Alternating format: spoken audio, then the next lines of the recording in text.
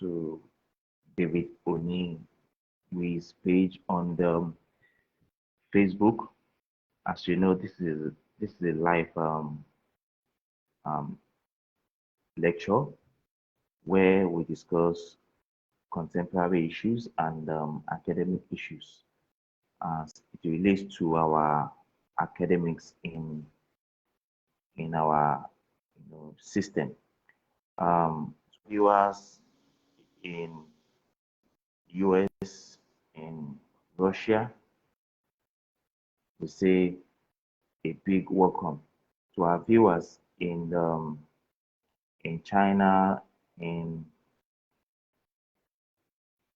Britain, in France, in all over the world, in Africa. We say a big welcome to the program.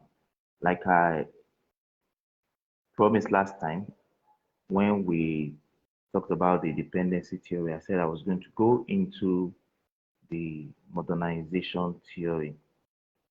So the modernization theory is what we're going to look at, and we're going to be taking a critical look at all the various theories that were postulated by various political scientists like Gedo. We're going to look at the one postulated by, which we're going to look at today, by McClelland, which is the need for achievement. So we're going to break down each and every one of them, one after the other, before another topic. The reason I'm doing this is for you to be able to have an idea of various theories that were being postulated by various political what each and every one of them is talking about, so that when you come across them,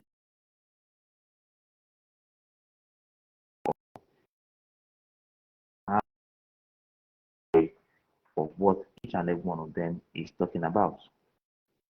So let us quickly dive into modernization theory.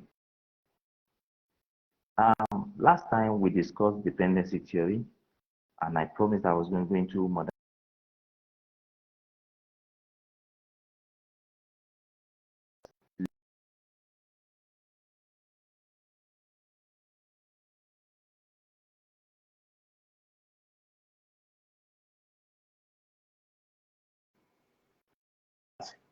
So the modernization theory actually, became prominent or popular during the 50s and 60s. During the 50s and 60s, that was when the modernization theory became so popular. And, the modernization theory we're talking about here is referring to bodies of theory that became prominent in the 50s and 60s in relation to understanding, the issues of economic and social political development in creating policies, that would assert or that would lead to development in the developing countries. So modernization theory, became prominent, so that we can be able to understand the issues of, economic and political development, economic, social, political development, in creating policies that will, assist developing countries in what? In making policies that will enhance their development. So the modernization theory came because developing countries have always been far behind in terms of making political, making economic, and making social policies.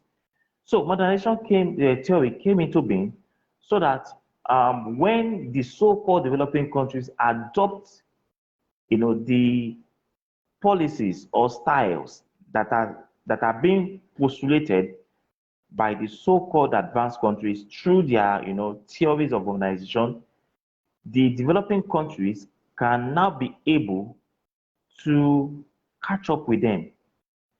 They can be able to catch up with the West.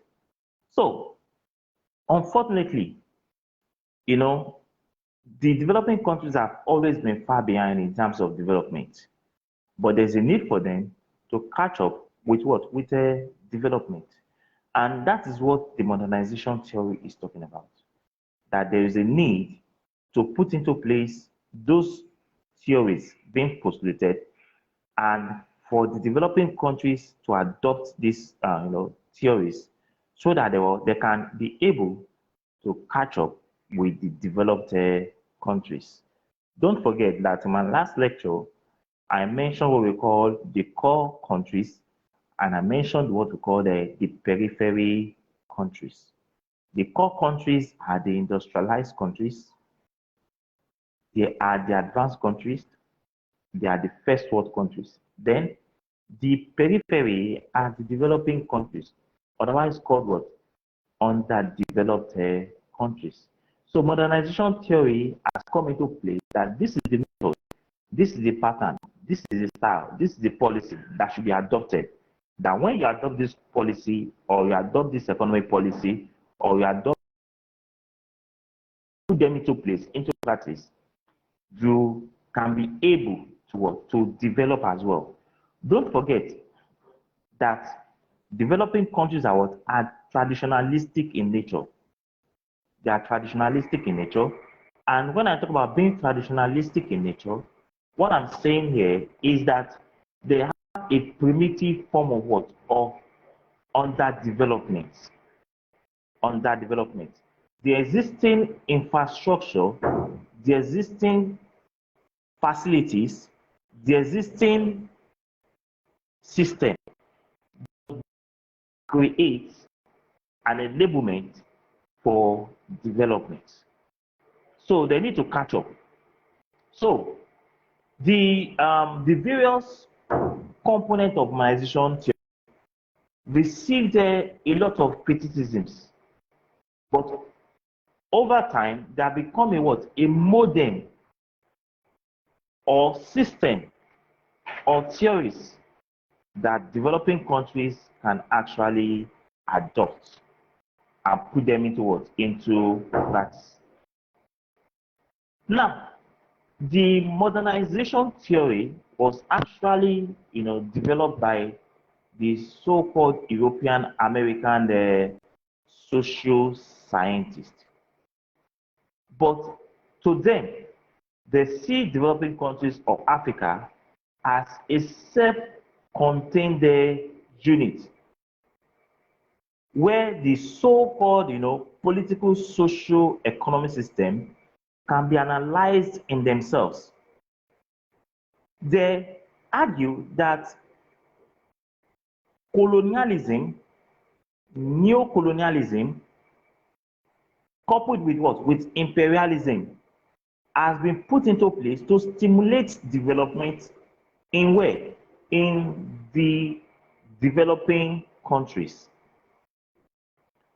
So what they argued is that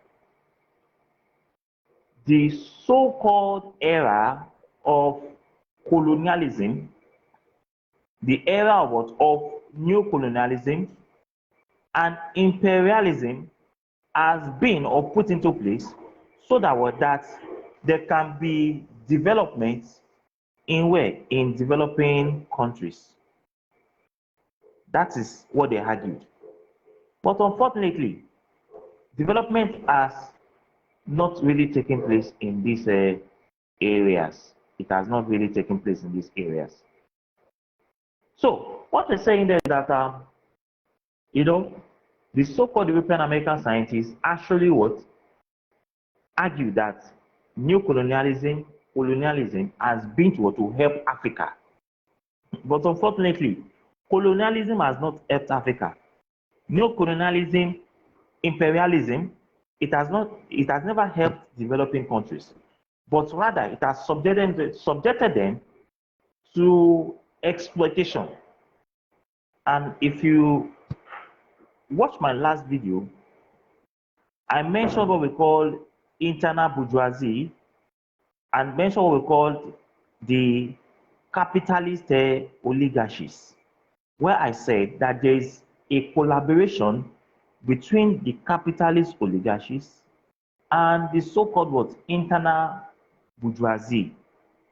And because of this collaboration, the issue of development has become what? A mirage. Because of what? Because of the exploitation of the natural resources of these societies. So there is a high level of exploitation in these areas. Now, let us now see how the so-called American, um, social scientists and European societies have been able to argue this very, very well. Now, they see Africa or developing countries as a closed system. But unfortunately for them, they fail to realize that we are in a world where the rich is what? Dominating the poor.